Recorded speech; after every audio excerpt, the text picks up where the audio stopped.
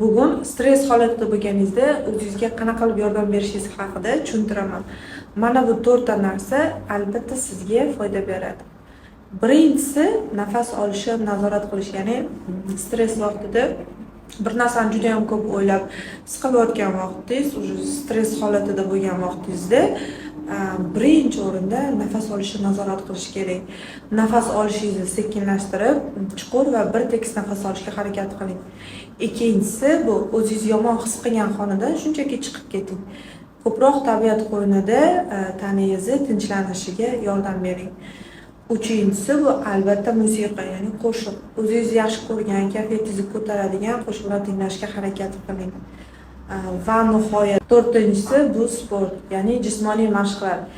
Jismoniy mashqlar har doim sizni tinchlanishingizga yordam beradi. Mana shu 4 ta narsa sizni stress holatidan olib chiqishga juda ham katta foyda beradi.